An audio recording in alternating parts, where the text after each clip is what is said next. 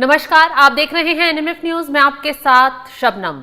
देश में बीते दिनों से वक्फ कानून पर जमकर बहस छिड़ी हुई है। दरअसल सुप्रीम कोर्ट में वक्फ कानून को चुनौती दी गई, तमाम याचिकाएं लगाई गई, वक्फ कानून को रद्द करने की सिफारिश वहां पर की गई। हालांकि इस बीच सुप्रीम कोर्ट ने भी सुनवाई के दौरान वक्फ कानून पर कुछ जो बदलाव किए गए हैं उस पर तीखी टिप्पणी की और केंद्र सरकार से जवाब तलब कर लिया। ऐसे में बीजेपी भड़क गई और सबसे ज्यादा जो तीखा बयान दिया वो निशिकांत दुबे की तरफ से दिया गया। वो काफी भड़क गए। उनका कहना था कि सुप्रीम कोर्ट बीते दिनों से जो फैसले सुना रहा है वो एक तरफा फैसले हैं और देश में धार्मिक युद्ध भड़काने के लिए सुप्रीम कोर्ट ही कहीं ना कहीं जिम्मेदार है। अब निशिकांत दुबे ने सुप्रीम कोर्ट पर सवाल क्या उठाए, विपक्ष तुरंत मैदान में आ गया और निशिकांत दुबे को ही घेरने खड़ा हो गया। निशिकांत दुबे के खिलाफ एक शिकायत भेजी गई है और उनके खिलाफ अवमानना की कार्रवाई की मांग उठाई गई है। इसी पर चर्चा के लिए हमारे साथ जुड़े हुए हैं वरिष्ठ पत्रकार पंकज प्रसून जी। पंकज जी, वक्फ कानून पर देश में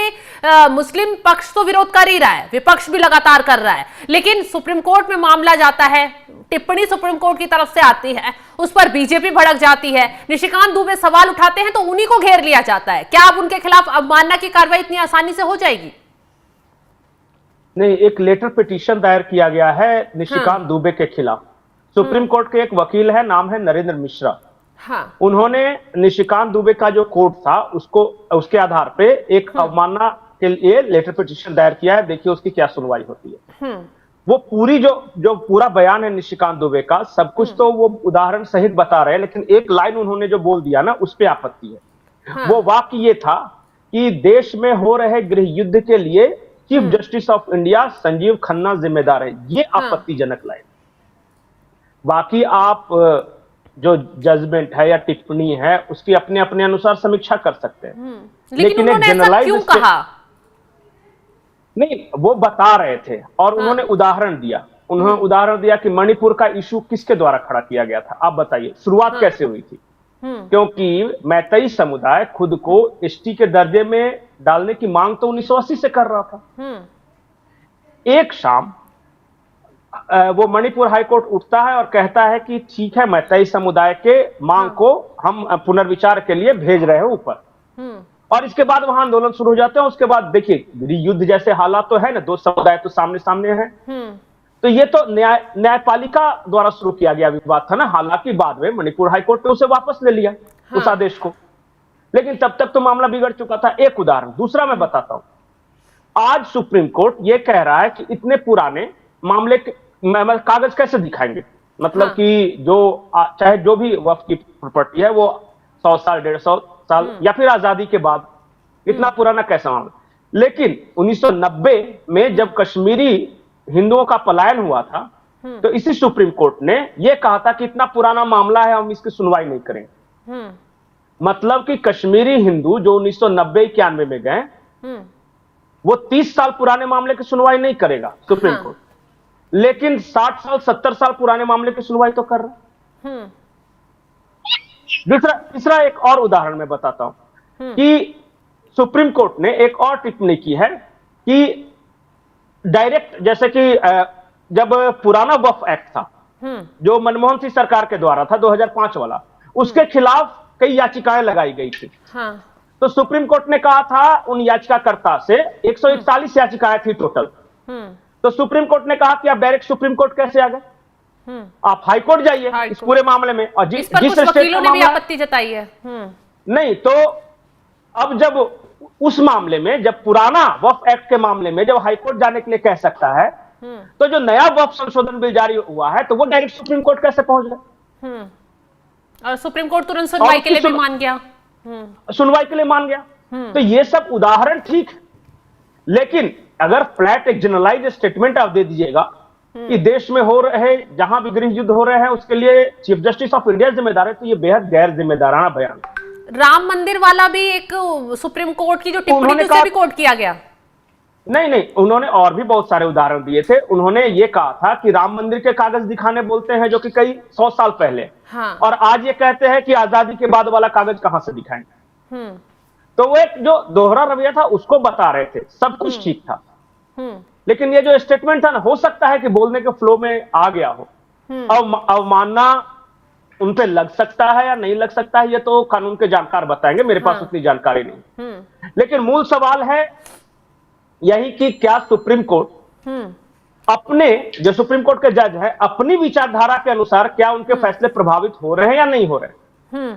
जैसे मैं आपको उदाहरण बता रहा हूं, वक्फ एक्ट के बारे में ही सुप्रीम कोर्ट ने पहले अपने कई फैसलों में और टिप्पणियों में यह कहा है कि जो वक्फ है वो रिलीजियस मैटर नहीं है, वो प्रॉपर्टी संभालने वाला बोर्ड है, यही कहा है। अब सबसे पहले मैं चाहता हूं कि जगदंबिका पाल है, जो कि ये जो वक्फ कानून बन रहा था जेपीसी के अध्यक्ष, एक बार उनको सुन लेते हैं कि सुप्रीम कोर्ट ने कब कब कहा है कि ये अल्लाह से कोई मतलब नहीं, रिलीजन से कोई मतलब नहीं, ये प्रॉपर्टी मैनेजमेंट बोर्ड है। पहले उनको सुन लेते हैं, उसके बाद बिल्कुल क्या कुछ कह रहे जगदंबिका पाल, पहले उनका बयान सुनवा देते हैं दर्शकों को। हाँ, बहुत सही सवाल किया है, लेकिन आज जो सुप्रीम कोर्ट ये सवाल उठा रहा है, इसके पहले भी सुप्रीम कोर्ट ने 2010 में रामराज फाउंडेशन बनाम यूनियन ऑफ इंडिया का सवाल उठा था, जिसमें सुप्रीम कोर्ट ने फैसला किया था कि Waqf board is not a religious body, ये एक कानूनी संस्था है जो वक्फ की प्रॉपर्टी के रखरखाव को देखती है। और इसी तरह से Karnataka state board of Waqf versus Nazir Ahmad में हुआ था, उसमें भी कहा था कि ये एक स्टैच्यूटरी बॉडी है, प्रशासनिक बॉडी है, न कि धार्मिक संस्था।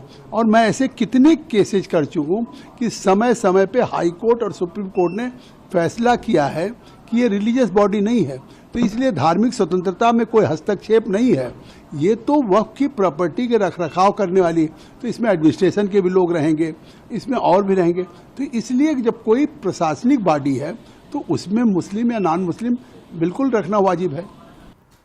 तो सीधा सीधा कह रहे हैं प्रशासनिक बॉडी है तो उसमें मुस्लिम नॉन मुस्लिम का तो कुछ सवाल ही नहीं उठ जाता कि आप सिर्फ मुस्लिम ही रखेंगे। तो यही तो सबसे बड़ा डिस्प्यूट है कि क्या वक्फ जो है वो रिलीजियस बॉडी है या प्रॉपर्टी मैनेजमेंट बॉडी है, एडमिनिस्ट्रेटिव बॉडी है। अगर एडमिनिस्ट्रेटिव है तो इसका मतलब कोई भी आ सकता है, प्रॉपर्टी मैनेजमेंट तो कोई भी कर सकता है। वक्फ रिलीजियस बॉडी है या नहीं है, सुप्रीम कोर्ट ने खुद कई फैसलों में कहा कि नहीं है। तो सुप्रीम कोर्ट तो यहां पे किस आधार पर ये रिलीजन को के एंगल को लेकर आ रही है, इस बात को लेकर बहस जारी है। मतलब धार्मिक भावनाओं से इसे जोड़ा जा रहा है। कैसे? जैसे कि इसमें किसी को अपने धार्मिक क्रियाकलाप करने से कैसे रोका है। मान लिया कि मैं आपको एक उदाहरण बताता हूं, एक जमीन का टुकड़ा है, उस पर किसी ने अवैध कब्जा कर रखा है, अब वो गया मामला अदालत में। अब ये अल्लाह का मामला कैसे हो गया? ये तो जिसने कब्जाया है उसका मामला है ना, जिसकी संपत्ति पे कब्जा की गई है, ये मामला यही है। ये प्रॉपर्टी मैनेजमेंट बोर्ड है या रिलीजियस बॉडी है? लेकिन फैलाया तो पंकज जी ये जा रहा है ना कि मुसलमानों का हक छीन लिया जाएगा, मुसलमानों के धर्म में हस्तक्षेप करने की कोशिश की जा रही है, उनकी संपत्तियों को कब्जाया जाएगा, गरीबों को उनका हक नहीं मिल पाएगा, जिस संपत्ति पर वक्फ की संपत्ति पर गरीब रह रहे हैं उन्हें भी छीन लिया जाएगा क्योंकि कागजात नहीं है, कहां से दिखाएंगे वो? नहीं, देखिए क्या है ना कि जो लोग उस प्रॉपर्टी से रेंट वसूल रहे हो या जिनका कब्जा है उस प्रॉपर्टी पे या जो कमाई कर रहे हैं उनको तो आपत्ति होगी। मैं नहीं समझता इस देश के आम मुसलमानों को वक्फ का पैसा मिलता है। आप बताइए, आपको मंथली मिलती है वक्फ से? कुछ नहीं मिलता। नहीं। और आपके आस पड़ोस में किसी गरीब को मिलता है वक्फ से पैसा कुछ किस तरह का? नहीं आधे मिलता। मुसलमानों को तो ये नहीं पता होगा कि वक्फ बोर्ड है क्या, वक्फ बोर्ड क्या काम करता है। अच्छा बताइए, वो वक्फ प्रॉपर्टी से किराया कौन वसूल रहे हैं? वो कोई शबनम सैफी या आपके पड़ोस में रहने वाले हैं, इनके पास तो कुछ नहीं आ रहा। बिल्कुल नहीं। तो दूसरी जो महत्वपूर्ण बात बता रहा हूं, डाइवर्ट ना हो जाए इसलिए, निशिकांत दुबे के एक बयान से और आपत्ति है। निशिकांत दुबे ने शनिवार को सुप्रीम कोर्ट पर निशाना साधते हुए यह कहा था कि जब कानून यदि शीर्ष अदालतें बनाएंगी तो फिर संसद का क्या काम है या विधानसभाओं का क्या काम है? अगर संसद कोई कानून बनाती है और कल को जाके सुप्रीम कोर्ट में चला जाता है और सुप्रीम कोर्ट अपने अनुसार कहती है कि ये नहीं वो नहीं, तो फिर संसद है किस लिए?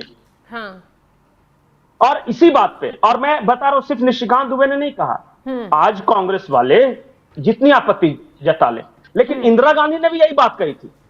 जस्टिस शाह के बारे में इंदिरा गांधी ने कहा था कि क्या शाह ये फैसला करेंगे कि देश कैसे चलेगा, देश की आर्थिक नीति कैसे चलेगी, क्या जस्टिस शाह के बारे में उस वक्त इंदिरा गांधी ने कहा था कि क्या सुप्रीम कोर्ट में बैठे हुए 5 लोग इस देश को चलाएंगे? यही बात तो निशिकांत दुबे कह रहे हैं। इंदिरा गांधी तो साफ साफ कह रही हैं कि जज डिसाइड करेंगे, देश में संविधान से क्या कैसे चलेगा।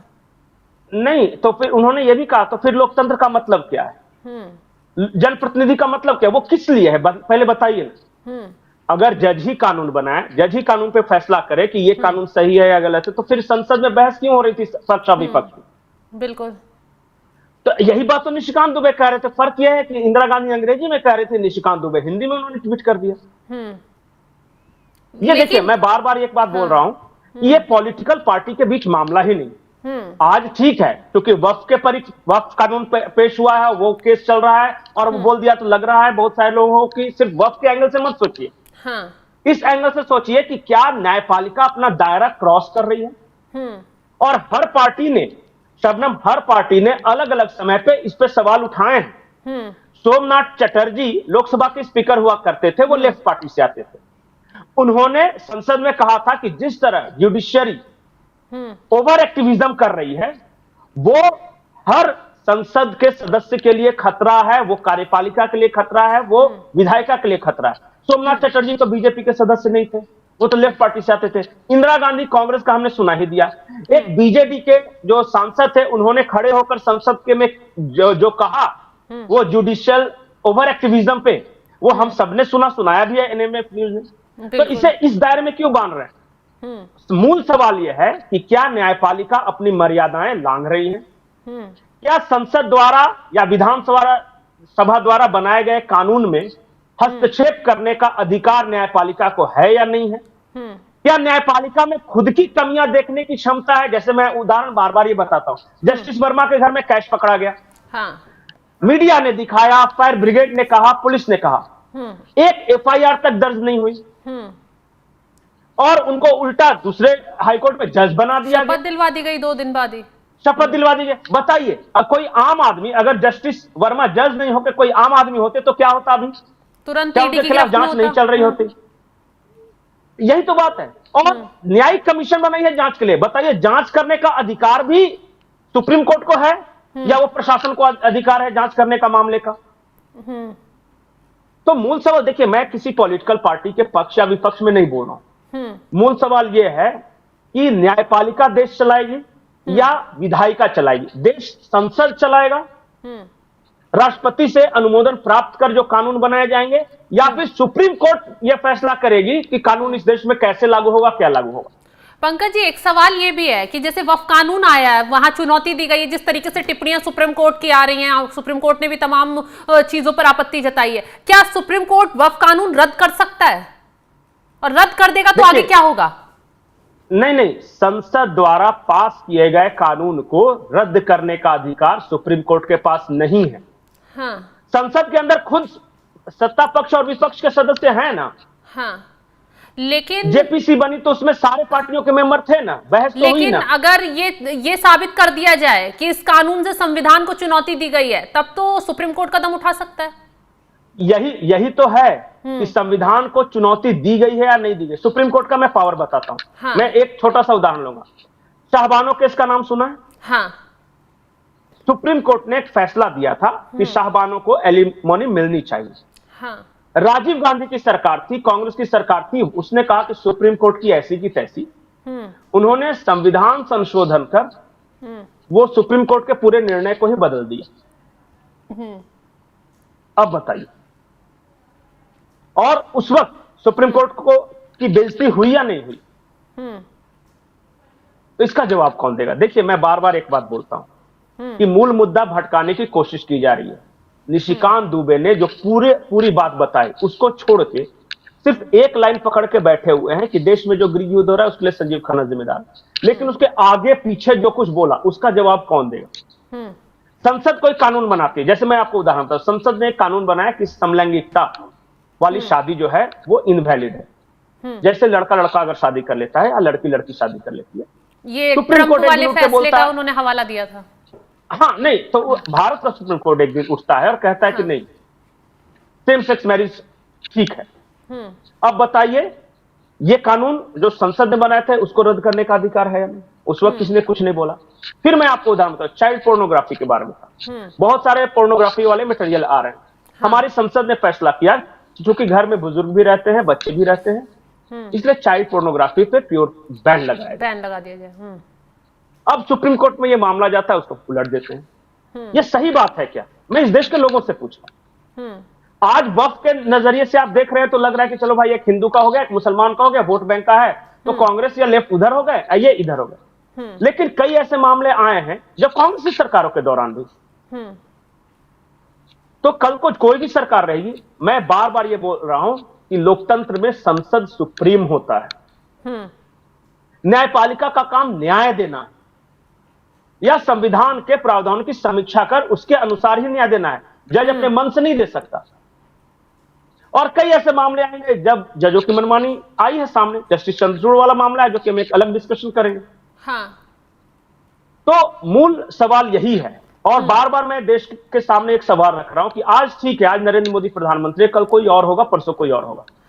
लेकिन जब भी कोई सरकार आएगी और सरकार कोई कानून बनाएगी, और कल को जाके 4 वकील कोर्ट में खड़े होकर कह देंगे कि तुम संसद में बनाते रहो, मैं वहां जाके पेश करा दूंगा, तो ये आदर्श स्थिति है क्या?